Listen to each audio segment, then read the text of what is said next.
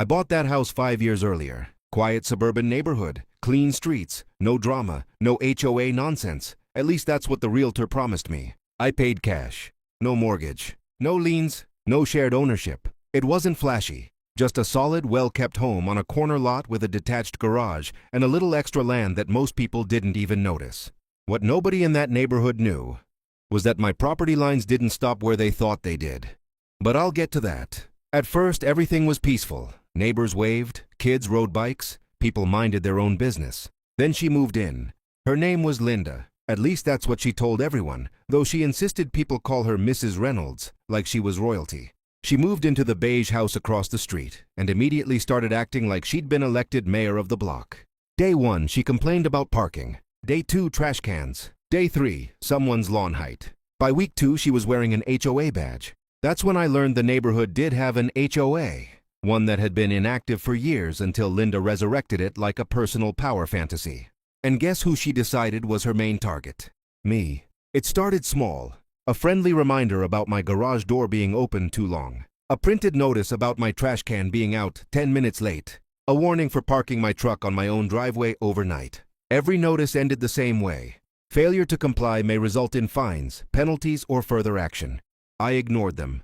Not because I was reckless, but because I wasn't part of the HOA. My property predated it, legally exempt. And Linda hated that. One Saturday morning, I was washing my truck when I heard heels clicking aggressively on concrete. I looked up.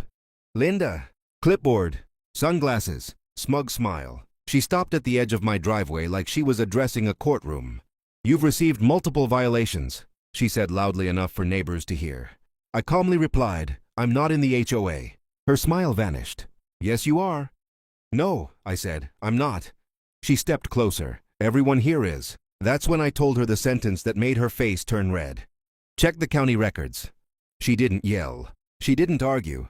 She smirked and said, "We'll see about that." 2 weeks later, a certified letter arrived. Notice of eviction, issued by the HOA, signed by Linda. I laughed out loud at first, until I realized how far she was willing to go. She claimed my house violated HOA land use restrictions, that my garage encroached on community property, that I owed back dues, fines, and penalties totaling $18,400. And if I didn't comply, court. That's when disbelief turned into anger. The courtroom was packed. Linda sat confidently at the plaintiff's table, whispering to her board members like she already owned the place. When it was her turn, she stood up and spoke with absolute certainty. She called me non-compliant, disrespectful, a threat to community standards. She demanded eviction. Then the judge looked at me. "Sir, your response?" I stood up, calm, and said, "I'd like to submit Exhibit A through F." Linda's smile faded. Exhibit A, county land records. Exhibit B, original subdivision maps. Exhibit C, property tax documents. Exhibit D, HOA boundary filings. Exhibit E, surveyor's report. Exhibit F, a deed. The judge flipped through them slowly, then stopped, then looked at Linda, and said the sentence that changed everything. "Mrs. Reynolds, this defendant doesn't just own his home." The courtroom went silent. "He owns every piece of land your HOA claims authority over." Linda stood up, shaking. That's not possible." The judge continued. "His property predates the HOA, the roads, the shared spaces, the lots you govern." He tapped the paper. "They're leased from him." People gasped. Linda looked like she might pass out. The judge dismissed the eviction, then fined the HOA, then ordered them to pay my legal fees, and finally declared the HOA invalid. Linda didn't just lose, she lost everything. Within months, Linda sold her house, moved away, never looked me in the eye again. The neighborhood?